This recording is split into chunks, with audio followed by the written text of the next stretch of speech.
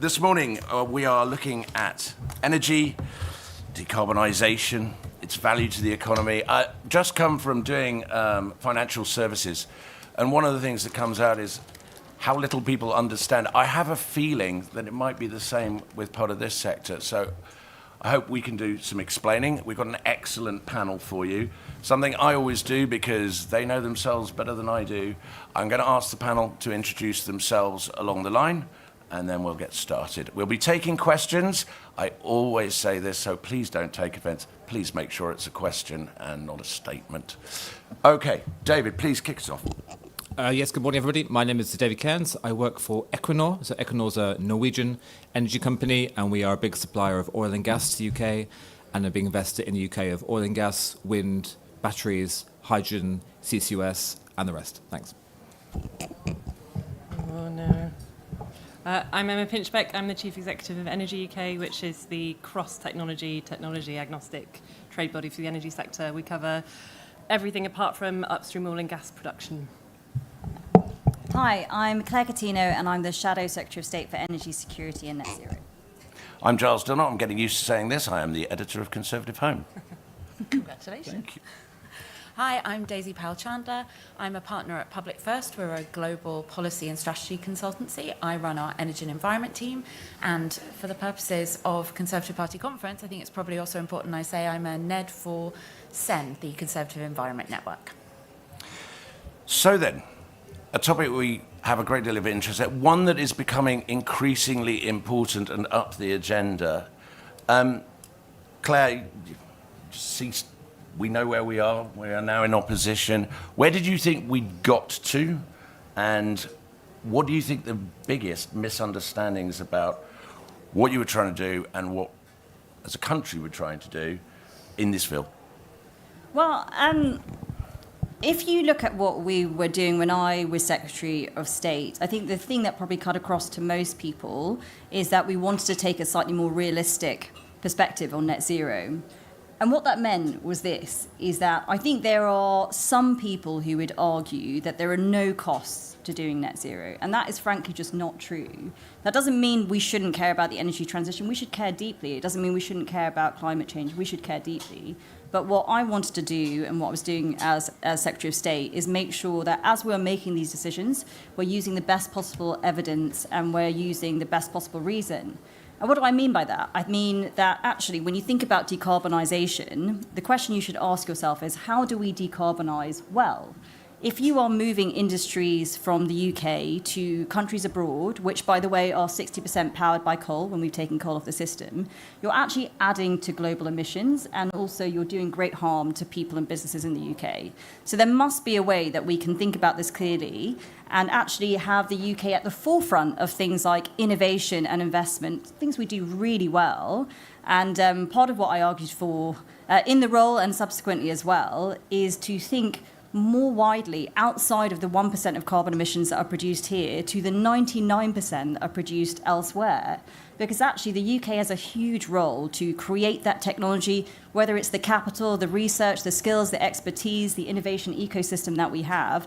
We have a huge role to create that technology for countries who maybe don't have that. And actually not only would that be a great thing if you're thinking about global climate emissions, it's also a great thing for our economy. It creates jobs here at home. So the place that I was putting us in, and I think, now we're in opposition, we can have these debates, which I think is actually a welcome thing, is how do we think about the energy transition in a way that really works for Britain? How are we thinking through the evidence base? How are we making sure that it works for businesses and communities? And I think the risk of where Labour are now is that, firstly, so much of their interventions are state-led, and actually businesses not only can play an enormous role, they need to play an enormous role because you don't want all of the costs to fall to taxpayers and the state. But secondly, how can we think more widely? How can we lift our eyes to the sky and think about that 99% and not just myopically focus on domestic emissions with the risk of doing very sort of counterintuitive things like moving, for example, your big industries abroad, which would actually create more pollution in the short and probably longer term. Claire, thank you. You made the point. There must be a way. Daisy and Emma, I'll come to you next. What is that way, and have we been travelling that path, and are we getting it right, and what are we getting wrong? Can I do a little bit of history first? Yes, please. So, 1789. Bear with me. I didn't think you were going to start there. This could be a long session. I think it's important because we're at Conservative Party conference, and this is Conservative home. 1789, French Revolution, partly caused by another major transition, the Industrial Revolution. And UK conservatism blossoms out of this, partly because it believed that there had to be a better way, a way that didn't lead to people having their heads chopped off. And that was that we must evolve rather than indulge in revolution, which seemed exciting but was ultimately harmful. So out of that comes two key tenets. One is that you set a really clear trajectory. We are changing, change is being made, this is where we're going to. And in modern day democracies, that means taking the public along with you. And the other thing is about making sure that markets are fair and work effectively to achieve our goals, so that we're not intervening, the government, bit by bit, subsidising, fiddling about, intervening all the time. So how did we do on that basis, I think, is really important. If you want to limit the role of the state, if you want to run a truly conservative energy policy, we should judge it against those. So, trajectory. We set a 2050 target for net zero, really nice and clear. The zero EV mandate, really, really important, really clear. On externalities, carbon price floor, energy market reforms, great. Emissions trading, great.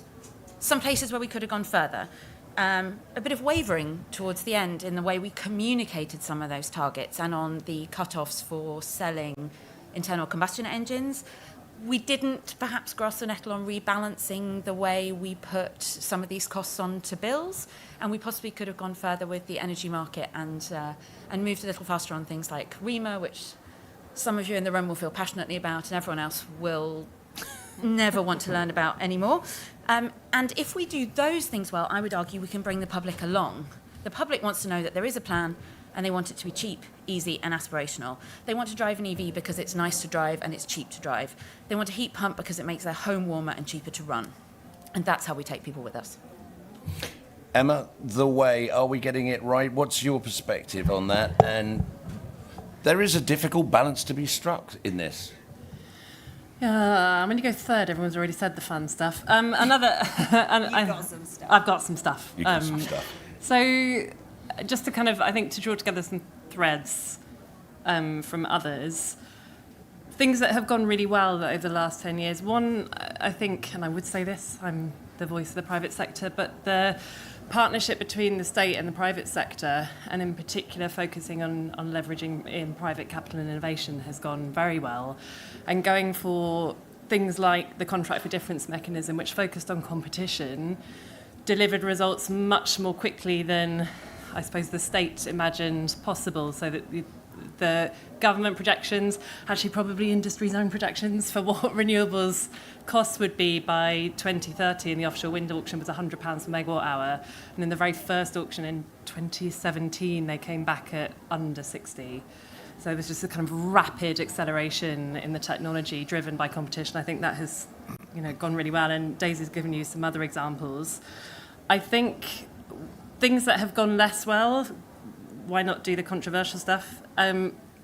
We cover the whole market at Energy UK. In fact, it's part of the reason I took the job. We have to deal with bills, with heat, with transport, with the services that you get in your homes, as well as how we build large infrastructure. And I think the focus has been quite heavily on the power system and how we build large infrastructure with brilliant success, but we haven't given much thought to how that is felt by ordinary people. And one of my best examples of that is we know that having renewables on the system has saved people money on their bills because it helped displace some gas imports, particularly through the energy crisis. But that's a relative value. In absolute terms, people's bills have gone up. So explaining to people that the energy transition is good for them when they're not seeing that on their bills is a very difficult thing for us to do. And I would love to see more focus on joining up that end of the system, heat, transport, energy services, stuff you will experience every day with what we're doing on the supply side. And how we fund that fairly... It is bluntly regressive to have it on bills. And so a solution where we move some of those costs of doing this change away from bills and, partially or permanently into taxation or some other means of financing is sensible. And then lastly, the other thing that we have done not well is that in the 10 years I've been doing this, the focus has largely been on price and getting costs down and getting in private capital. And I've said that's great. But what hasn't been done is removing the barriers to building projects if you're the private sector. I very rarely hear someone say to me they haven't got the money to invest these days. Everyone's very excited in the energy transition in the private sector, but they cannot get projects built. And it's the same in energy as other areas of the economy, but it's, you've got to get your planning consent. The consent for Sizewell was something like 40 times longer than the complete works of Shakespeare just for the environmental assessments. I'm nicking Sam Richards' Webb's talking points, but there are 22 salmon down at Hinkley Point C that are causing lots and lots of expense as we work out how to flood different areas of the landscape to provide a habitat for them instead of carrying on and building. There are some real barriers to progress in our regulatory design, and I would add grid to that too. It takes 15 years to get a grid connection, and a lot of that is regulatory. It's not can we get the cable. So that's the stuff I'd like to see focus on. Just lastly, to tie in the kind of history and the politics. In the energy sector, this often feels like another industrial revolution. That's the thing I always say, and just to kind of, it feels like we've rediscovered the steam engine, but the equivalent for that is some of these electrification technologies and renewables and being able to build something different. There is an international opportunity there for export, for new technologies, for innovation. I completely agree that we haven't done enough thinking of building new industries in the UK, and I would like to see more focus on that. The reason that matters is energy underpins everything else in the economy. We have just learned that in an energy crisis, but even if you go to the shops and buy your tomatoes, the reason the cost of your tomatoes is higher is because the cost of energy to make fertilizers and to heat greenhouses is more expensive. The last decade, we've focused very narrowly on the cost of a single bit of the energy system. I would like to see a much broader conversation about the role of energy in the wider economy and this particular moment in history and the energy transition going forward. 1789 to the 21st century in very short minutes. Excellent work. You've slightly preempted a question I'm going to come to after we've heard from David. You've kind of touched on it, but we'll get the whole panel to do that. David, look, this has all been going on. Your company has been in the middle of this. What have they been getting right? What hasn't been going quite so right for you as a company? Yeah, one issue that hasn't come up. So 2 years ago, we were sitting here a few months after Russia's invasion of Ukraine, worrying if we in the UK and the rest of Europe were going to get through the first winter. And we did. And we got through the second winter as well. And Norwegian gas has now replaced Russian gas in Europe, and we're the largest supplier of gas to Europe. But that wasn't without trying, and that wasn't without cooperation. So I think one of the issues that I find missing, sadly, in the debate on UK energy policy is about UK's role in Europe and sort of UK's role in the world. Because actually often, and it's perhaps because of the economic crisis, times have been super hard, we've been looking quite inwards, is that UK has a super role to play in oil and gas, in offshore wind, in electricity, in storing CO2 and so on. And we don't talk about that enough. So I think as we look ahead and as industries come through, we can kind of be a bit more positive about ourselves, about being a part of that rather than just looking inward. I said I would come to this, Emmy. You've kind of touched on this, and we did it in the financial services session we've just had, and I think it was quite interesting, is the level to which we as a society understand the issues that you are talking about. Now, for most people, they think about the energy, they look at their bill. Yeah. That's it.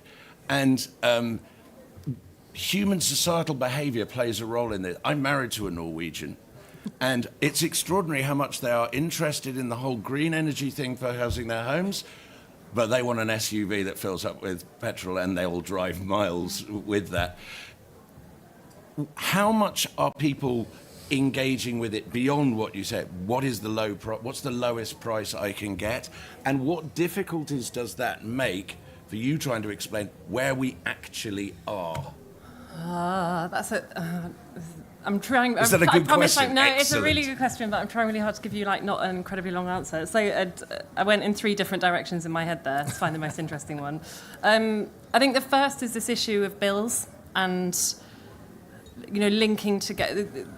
Just like every other utility, we're about to build a lot of infrastructure in the UK, even in the most decentralized, consumer-led system models where we do lots of stuff, or we kind of build as efficiently as possible and make the most of the assets we've got. We're still going to be building about 5 times the amount of infrastructure over the up to 2030 as we've built over the past 3 decades in the UK.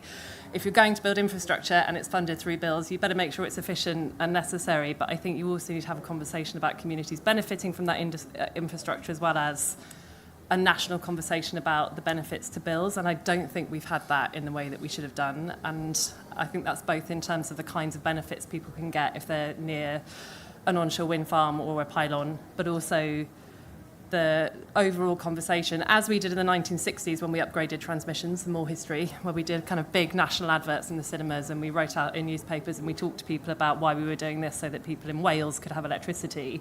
It's that. There's a thing, I think, underneath what you're asking about the public and how they understand this transition and whether they're responding. Loads of them do. When we poll them, and Daisy's the expert on this, you get a real enthusiasm for the idea of homegrown, British, domestic, secure power. You get enthusiasm for new industries, for jobs, for a growing economy.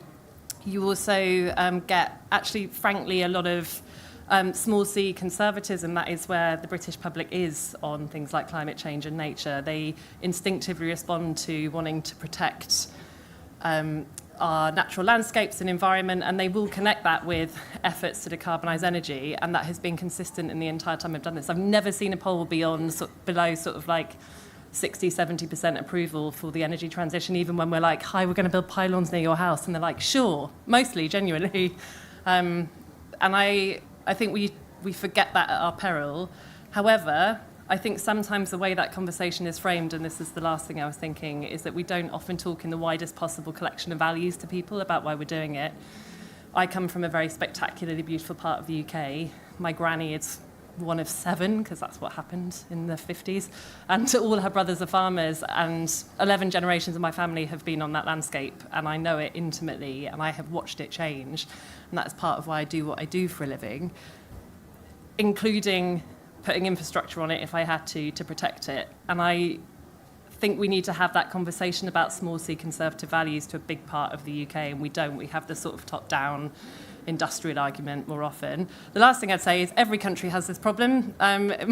Just to bring up the French again, if you were in France, when I talked to my colleagues in France, they had the hardest time building offshore wind originally because the French romanticised their coastlines in the way that we romanticise the countryside. And some of this is genuinely a conversation about feelings, not kind of facts. And that is why we've historically had issues with onshore wind, whereas the French have historically had issues with offshore wind because they think of the Côte d'Azur and we think of the lovely rolling hills of the Lake District and the Cotswolds.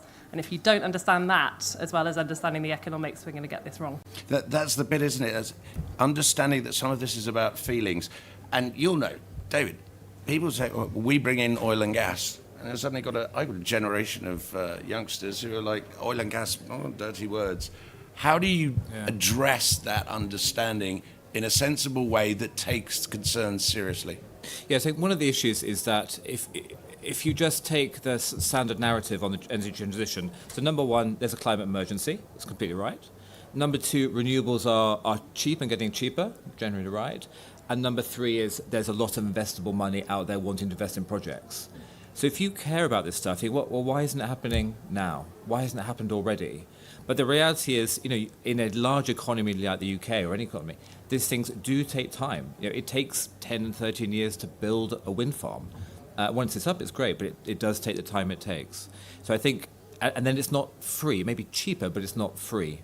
So you've got to trying to have a debate with people who care about this very passionately, to have the passion, but also the pragmatic about how do these things happen.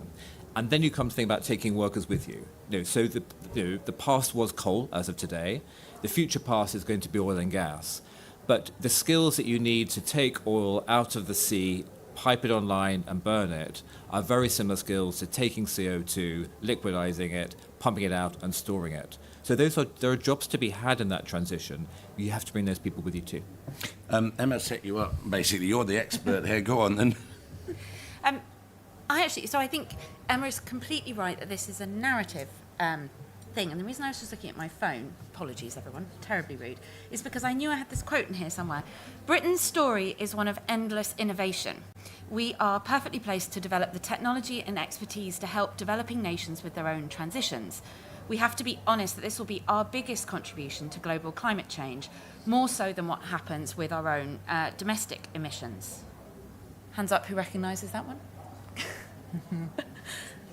It's Claire. You did actually get that eventually. This is really important because there's two narratives inherent in this. One is that we can do this stuff brilliantly. We're good at this. And one of the reasons we have decarbonized so fast while still growing is because we are really good at it. We tend to talk ourselves down a bit. We also talk about this as if it's an option. The reason China is building so much solar isn't because they're massive woke hippies. It's because we're going through an energy transition, and we can choose to do that slower, which might be cheaper in the end. It might be. Or we can do it fast. We can get really good at it, and we can go out and we can sell it to other people. The most credible way to sell it to other people is to do it ourselves and show it works first. So I want us to go out there with this public consent that we actually have an extraordinary amount of in this country, show we can do this well, showcase it in our own markets, and then go and sell it all over the world in order to power Britain's industry through the next century. Britons get that. They implicitly understand that. In focus groups, they understand that it's nicer to not burn stuff, that that's good for air quality, that you don't have to buy it off anyone, that homegrown energy is better. And they love the idea that we're building industries that are going to be big in the next century, not in the last century. So that's where the public consent comes from. Yes, you then need to get the process right. And part of that is about being really honest about where the boundaries of where public consultation begins and ends. So there are going to be pylons here. There'll be pylons here whether they were running green energy or brown energy. But if you want to grow towns, they need more power. So these pylons are coming. What can we change about them? Can we change how they look? Can we change exactly where they run? But the pylons are coming. The pylons are coming. You heard it here first. You'll notice I left the politician to last. And at the risk of setting up, because we're really grateful to have you, is those are explanations of things that perhaps the public don't understand. And it's kind of government's job to explain it. Well, so I think I'm probably now going to say controversial things. Oh, good. Which is, yes, China is building renewables. It's also building an enormous amount of coal. It's also just opened one of the largest oil and gas platforms in the world. And I think we need to be very careful when we talk about what the public care about, because predominantly they care about cheap industry and they care about industry succeeding here and having jobs on their doorstep. Now, if you just repeat, for example, renewables are cheap in all circumstances, then you are doing them a disservice because renewables are not cheap in all circumstances. It depends on your connection to the grid, for example. If you do renewables faster than your grid access, you then have a lot of constraint payments. It also depends on the price you agree to pay for them. I know that sounds like a very obvious thing to say, but sometimes when I say that, people boo and hiss, but that is not a controversial thing to say. So all of this depends on how you manage it, and my view is that you have to prioritize cheap energy in your country, because if you do not, people will not buy into the transition. And actually one of the difficulties that Labour are having is they spent an election campaign promising families that we're going to save people £300 off their energy bills. That massively cut through. That's what people cared about predominantly. They cared about that first and foremost. And now they are in power, they cannot repeat the claim because it is not based on anything.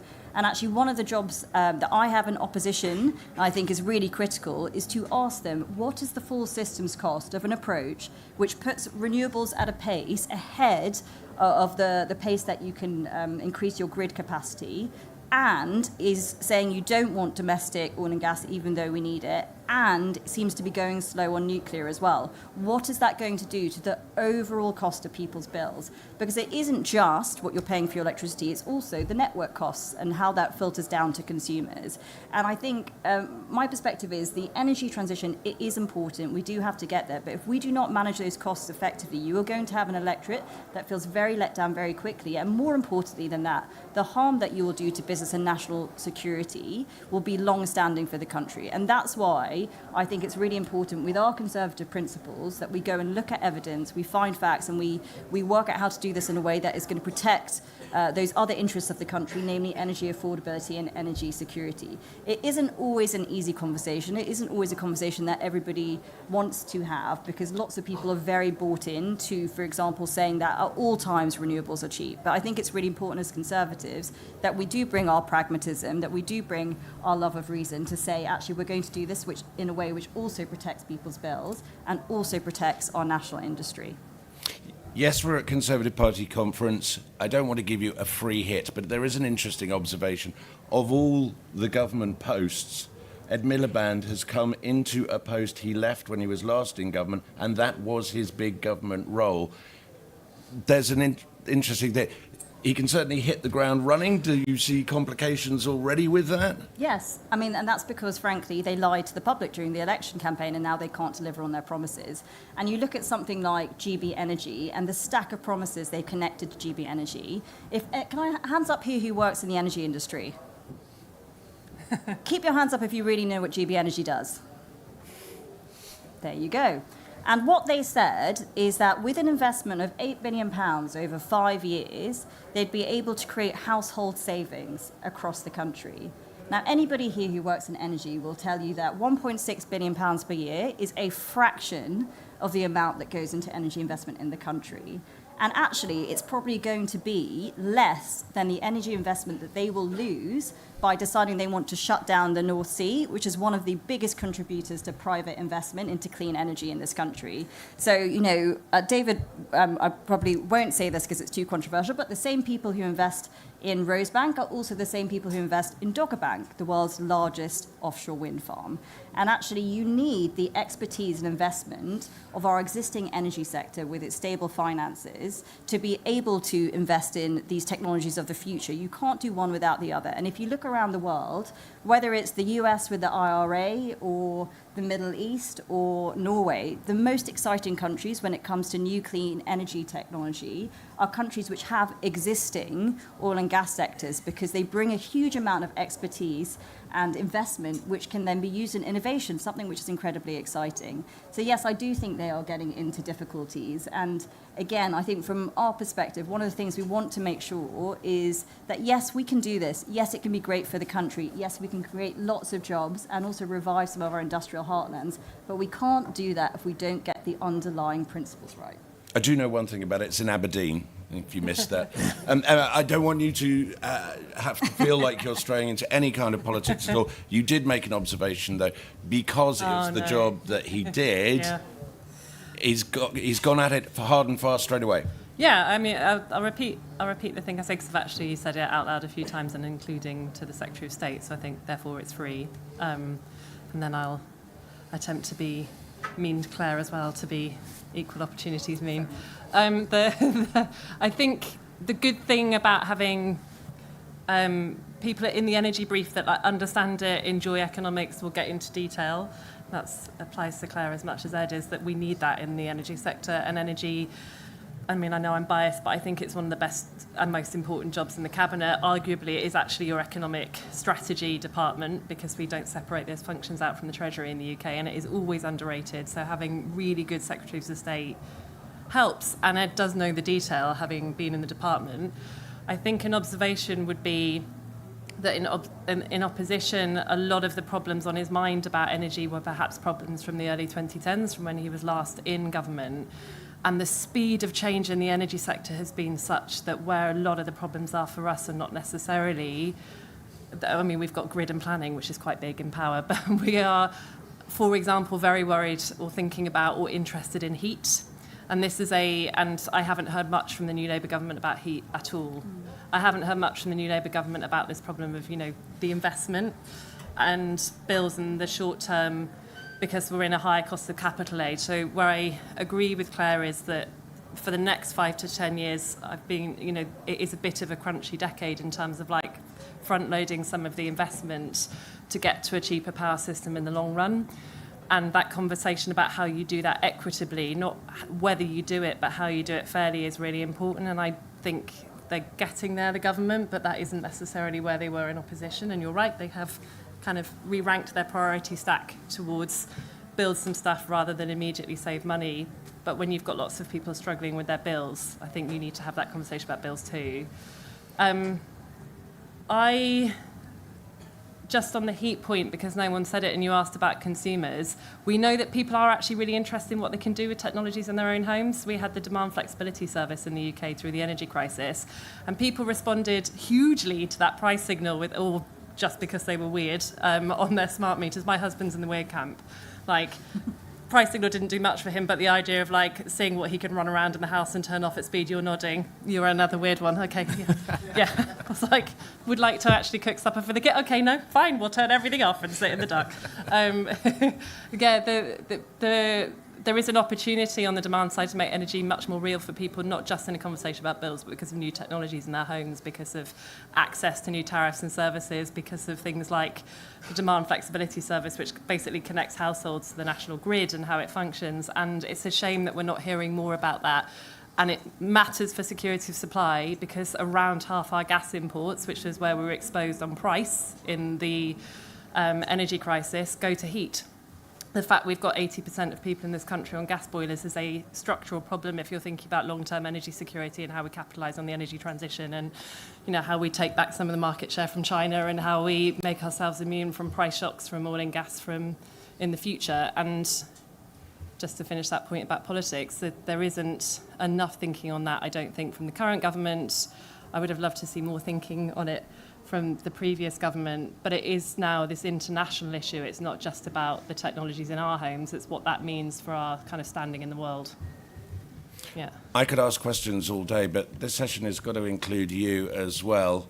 The man with the smart meter is already in there quick. I'm going to go there, and I'm going to go to you, sir, if I may. We take 2 questions at a time. The way I'd like this to work, if you're particularly interested in grabbing one of the topics, do let me know. If you have an interest in the question going directly to one of the people on our panel, do say so. And let's kick off with the first 2. Nick on the North West Wales Conservatives. I want to take it back to the title of the energy security is economic security, and just pick up a few things that sort of Daisy said, and to hark back to 1789 a bit. We're on the cusp of sort of AI revolution, and you know this is an energy revolution. You know the countries in the world who will be able to supply and meet the demand of AI through data centers. I'll give a very quick example and then I'll go to my question. So Ireland, very quick. Yeah, Ireland, 23% of the country's electricity will be going into data centers in the next 3 to 4 years. They can't meet demand. Microsoft have built gas power station to go off grid because they just can't get it from the Irish system. This is coming to the UK, and my question is about skills coming from North West Wales. We're seeing Wilfer, looks like it's going to be trashed. We're looking at the Sheffield nuclear research being put on the burn as well. So we're losing the knowledge of how to do nuclear at the time where we probably need. Same with Rosebank in the oil. We're losing a lot of talent. I guess my question is GB Energy going to be the solution to our future problems? Excellent. So, okay, my question, I'll start with the Industrial Revolution.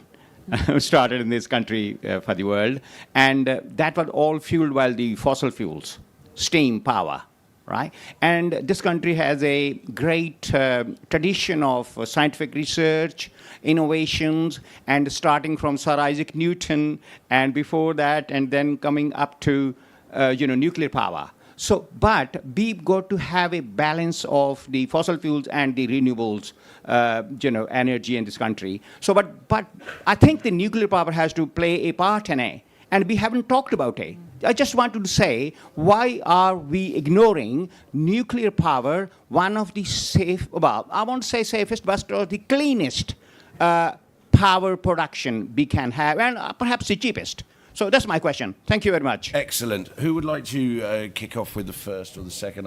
Who's eager to go? You are. Then far away. So on this point on AI and data centers, you're absolutely right. So I think, publicly talked about it in February. But internally in government, the forecast of that our energy usage will decline. Now, if you look at what's happened with data centers across the world, that I think is not obviously true anymore. And not only that, they are hungry for energy which is reliable. So some people say you can do that just through renewables, but obviously they're intermittent and also they have quite poor land density. And if you look at where the data centers want to position themselves, they need something in the background, which is often sort of gas turbines or diesel generators, whatever they might be. And just to tie in your point, actually, I think the really exciting solution there is small modular reactors and the next generation of nuclear. And one of the things that we set out in government was the largest expansion of nuclear ever, because personally I think you can have really cheap, clean, reliable energy. And we've also got a very exciting potential for exports when you look at the next generation of nuclear as well. So advanced modular reactors. We're one of the few countries in the world that have the whole fuel conversion cycle. It's something which not many countries can do. We can do. It's a huge capability and competitive advantage that we have. One of the things that I worry about with Labour is that we've heard very little about anything in nuclear since they got into power. And I think, again, having this 2030 target is making them more blind to these exciting technologies which come online after 2030. So we've not heard much on carbon capture. We've not heard really anything on nuclear. We don't hear anything about fusion, for example. And what we, again, just coming back to my original point, could be doing is focusing on that 99% of emissions that happen elsewhere, coming up with these exciting technologies here and then exporting them. And actually that would be much better for overall climate emissions than, again, just myopically focusing on your own. So yes, I absolutely think nuclear should be playing a major role. People worry about the cost of nuclear. I think there are lots of ways that we can do it differently to reduce the costs. Some simple changes, maybe something more like new technologies as well, but there's a huge amount of potential there. And frankly, if we want to be a leader in AI, one of the UK's core strengths, we will need to work out how to have these cheap, reliable sources of energy. Dave, Emma, I know you'll be ready. Yeah, just 2 points. I mean, you mentioned Ireland and energy usage, but that's not just Ireland, it's globally. So we're one of those companies that publishes sort of energy perspectives, and global energy demand is going to double. So we need to gear up for that. Then on your question about the role of GB Energy, I think the issue for GB Energy is that if it tries to do everything for everybody, it won't do anything really well. So what we have thought is, for example, the announcements from the Wealth Fund, which is investment in ports. That could be very helpful for offshore wind. Investment in small modular reactors could be good as well. So, but really focus, which isn't a lot of money. GB Energy is not a lot of money. It's less than Dogger Bank, one wind farm. Focus out your resources on stuff that's going to make a difference. You mentioned fusion. I remember in 2005 being asked to make a program for the BBC about fusion in 2005, and they said we are literally 10 years away, and then got to make the same program in 2015 and said we're literally 10 years away. There's some really straightforward answers to this question. Why do we focus on the technologies we do? In most of the system pathways, so most of the kind of forecast for the UK, specifically the UK, the cheapest system mix is, we're revising this up all the time, but it's about 70% renewables, and then 1 to 2 additional new gigawatt scale nuclear power stations. So that would mean we have to crack on and build Sizewell, and then maybe one more. And then the rest is, I'm going to do like this, flexible generation and storage. And at the moment, that flexible generation, which helps compensate for the intermittency of renewables and provides other system services to the grid, is provided by gas. And so the conversation there is, well, how do you decarbonise as much of the gas fleet as possible? Can you do it with hydrogen or carbon capture? That bit is the most challenging bit. Frankly, those are the only technologies we've got, and we do think that we need that sort of flexible generation bit. And again, I echo what others have said, actually. We've heard lots about renewables from the new government. I think we have heard carbon capture now in the Prime Minister's speech at conference, but not much detail.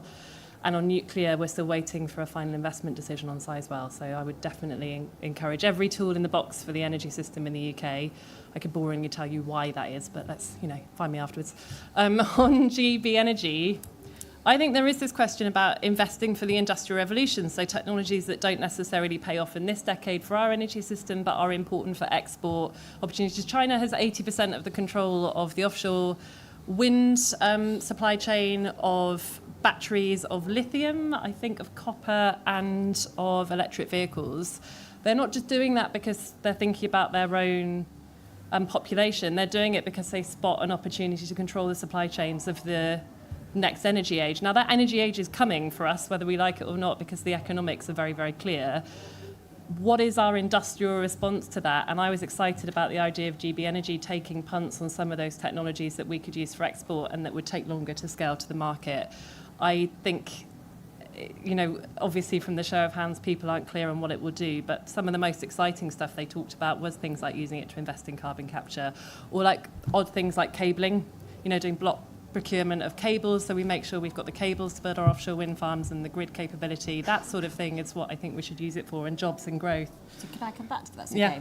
So look, I totally agree that that's an exciting thing to do, but the thing that already can do that and is doing that is the infrastructure bank. So actually, there's £87 million that we've just spent on our own domestic cabling capacity by helping to get a cabling factory off the ground here. So that is £22 billion, which has already been set out and set up and structured, which can do that exact work. So again, I come back to what is really GB Energy adding to the system. And actually, when I looked into it, the legislation for GB Energy is pretty much verbatim a copy and paste of the UK Infrastructure Bank. So when, again, you come back to these huge promises they're making of GB Energy, you've got something with less money, which is not set up yet, which is doing the exact same function as something which is already there. So that's why I question whether that is going to be the big game changer overall. But yes, I definitely think being able to create domestic production of things we can export, hugely exciting, and particularly of new and innovative technologies that we can work out. One of the interesting things in the overseas development field, where it's not just giving money, is that China has 90% of control of lithium production, but it comes from elsewhere. And you're always trying to say to these countries, why don't we invest in your ability to process it? Then you're not exporting all the profit somewhere else. Can I pick up? Yes, you can. First of all, I've been so good, but I just need to plug a report. If you want to know about GB Energy, we wrote a report on it with Renewable UK. It's great. You should go and read that. Otherwise, I will wang on about GB Energy for a long time. But one thing to say, I think, is that, yes, I think a lot of the stuff around national level investment is going to take a while to upscale. And I think you're absolutely right. That promise around £300 leaves them hostage to fortune. I think much more interesting and immediate potentially is the local power plan, which GB Energy is likely to be very active in, which is, you know, solar panels for every roof, which is something that comes up quite a lot in focus groups and could potentially be really popular. And we need to be wary about that in terms of campaigning next time round. Second, I wanted to sound a brief note of caution about getting too het up about Labour's Clean Power 2030 to the point where we sound a little hysterical, because I think there is a real problem with that, because when you listen to what's coming out of the electricity system operator, what's the date? No, they're not NESO yet. It's tomorrow, right? It's tomorrow. At the moment, it sounds like they're thinking Clean Power 2030 involves being 95% clean by 2030, which is the same as our plan. So the more we criticise them, the more we make it sound like we didn't think our plan was realistic. So I think we do need to be really careful about that. And the final point I would make is going to bring us back to heat. Because AI, data centres, so I believe that fundamentally AI and our ability to help control grids is going to be a lot of the solution. I think all those solar panels on roofs are going to be part of it as well. But I think there is also a broader thing here about how we think about heat and also how we think about power. Because one thing we hear a lot about in the green energy sector is, well, what happens when the wind doesn't blow and the sun doesn't shine? Well, actually, what happens is we start to construct our grid differently, and we start to construct the way we use power differently. And the interesting thing about heat and cooling is that they don't have to be charged up at the same time as you're using them. So what's exciting about heat pumps for a lot of the industry is that you could charge a heat pump whenever energy is cheap. You can then use that heat another time, especially if you've got technologies like heat batteries in industrial processes. That is very different from gas, which you have to burn then in order to use it. And that is true of a lot of industrial processes and commercial processes as well.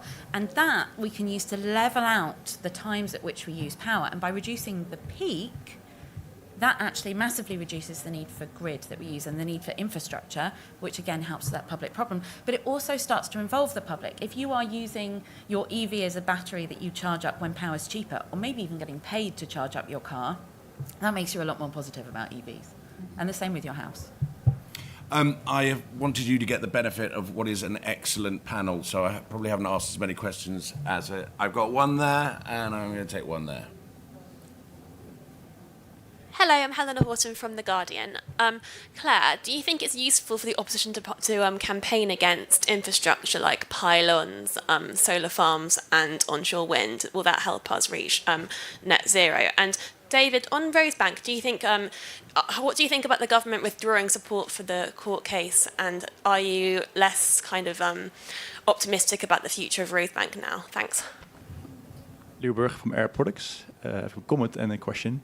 The comment is about have good news actually. We're building the largest hydrogen plant in the world in Middle East, and we're exporting actually quite a lot of technology and knowledge to that plant from the UK.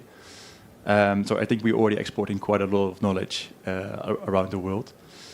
On energy bills, I think a lot of emphasis is on doing things domestically here in the UK. But is that actually the best way to get cheaper bills? Or is it actually better to import part of our energy instead of only doing it domestically? Excellent. I can see a way we get to the end by sharing it all out. There were two questions there. One was directly to you and to David. Why don't we take that one first? Yeah. So one of the things we started saying at the beginning is that Conservatives care about nature. And I think and I've sort of spoken publicly about this, we need to, I think, get the balance right in having a clean energy mix and also protecting nature. And when you look at some of the very, very large scale solar farms, not only is that, I think, in some cases problematic for nature, but also a lot of them, some of their usage is on the best and most versatile agricultural land. And when I was Secretary of State, I said we need to look at trade-offs and make sure we're balancing various needs for the country. And the point that I'll make again is, yes, people care about having clean energy, but they care about other things as well. They care about having cheap energy, they care about nature, they care about their ability of their communities, if they're in a farming community, to be able to produce food.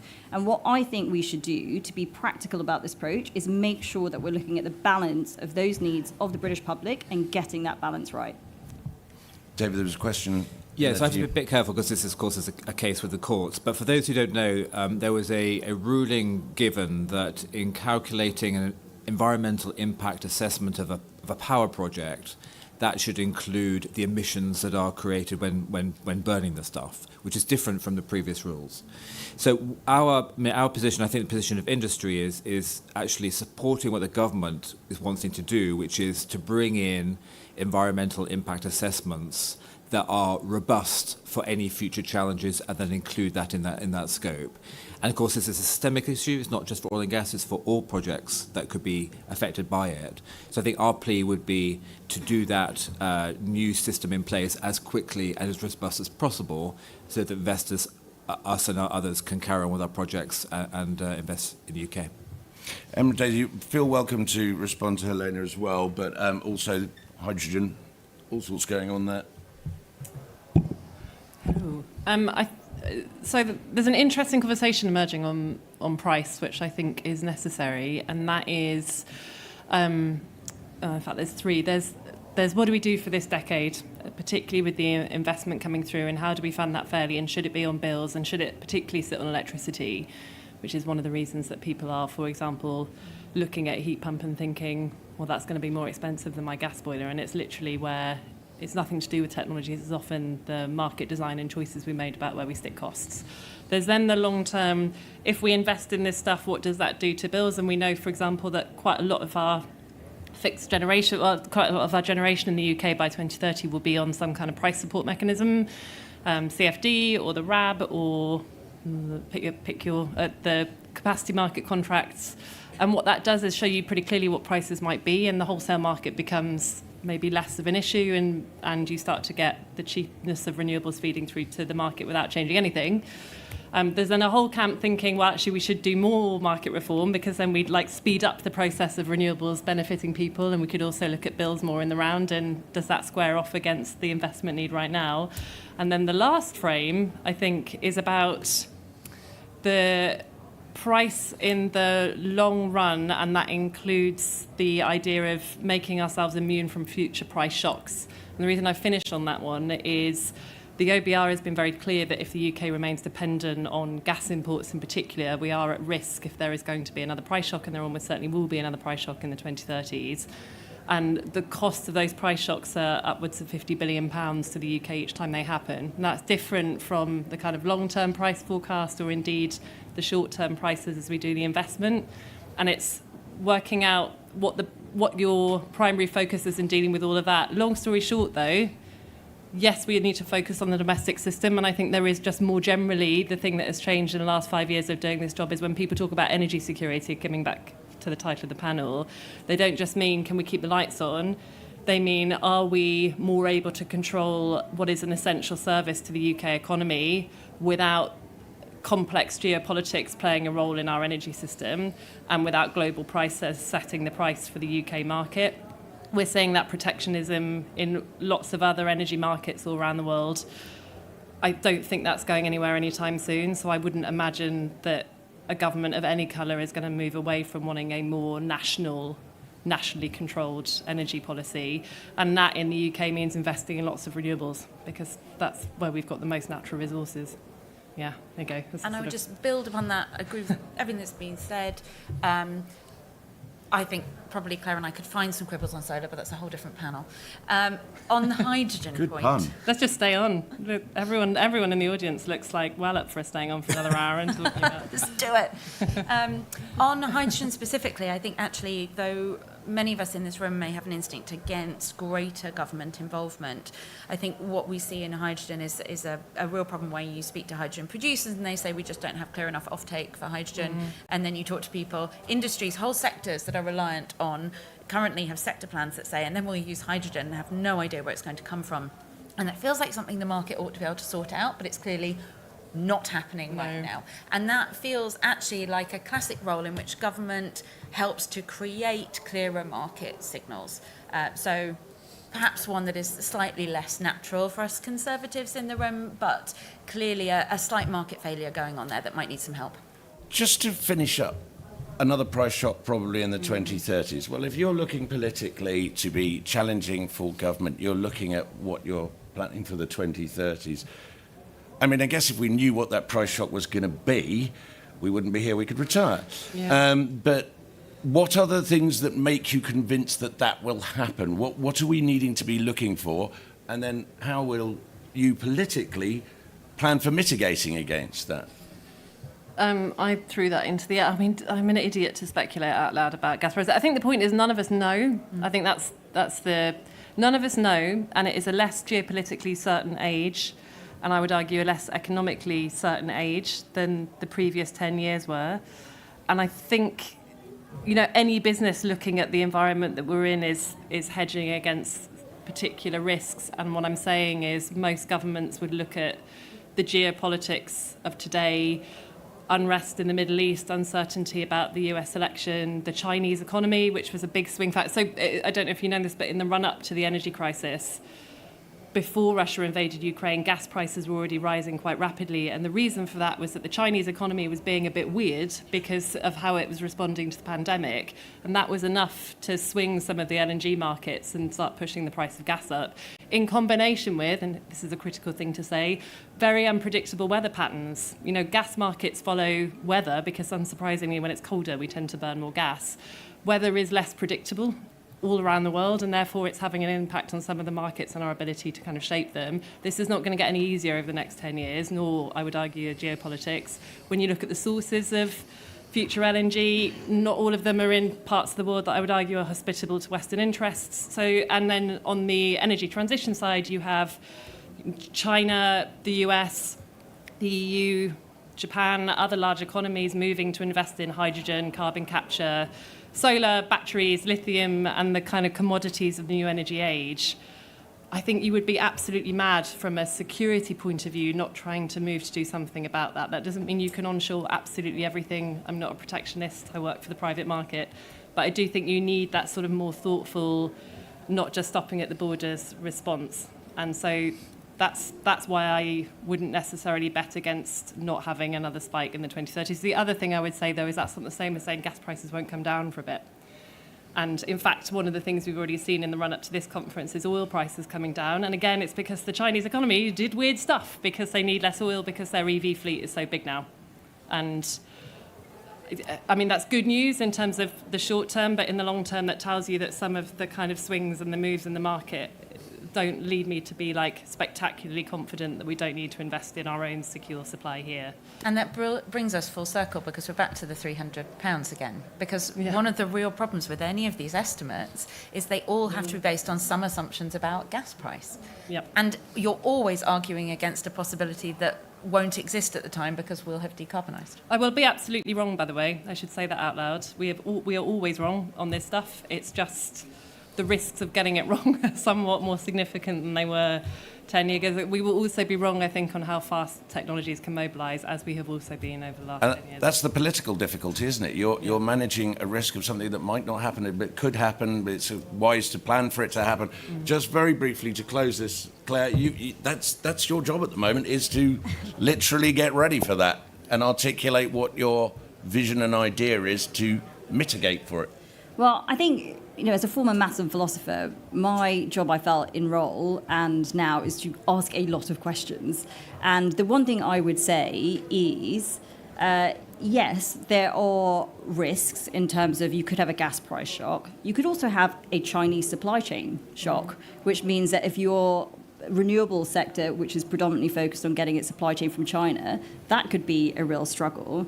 And if you talk about unpredictable weather patterns, again, you could have something there which is not necessarily going to be great in terms of having a very dominant renewable sector. So I think all of this is about diversifying and making sure that you can balance those risks. And I come back to nuclear actually as something, again, which we can have very strong domestic production and also be able to provide almost every single part of the supply chain here, which again is something I think from a security point of view I was really pro, which is why I did so much work on nuclear.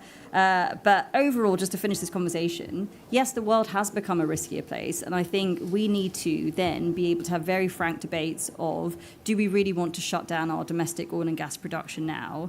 Do we really want to make sure to not ask questions about how much reliance we're building on Chinese supply chains in Ed's version of ramping everything up till 2030? And I think the Conservative position needs to be, let us ask these questions, let's get answers, let's make sure that we're making the best policy decisions based on the full facts and full evidence, and looking at not just decarbonisation alone, but how that interacts both with energy security and energy affordability for households and businesses as well. Thank you very much. Thanks for your patience. I always try to keep these exactly to time, and we're just about there. I want to say thank you to Energy UK. They made this session possible, and without them, we can't do these sessions for you.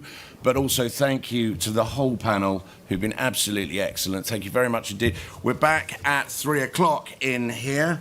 No, I'm not. I'm lying. It's 4 o'clock. And we're going to be talking about Britain Remade. Do join us. But otherwise, thank you very much for your time.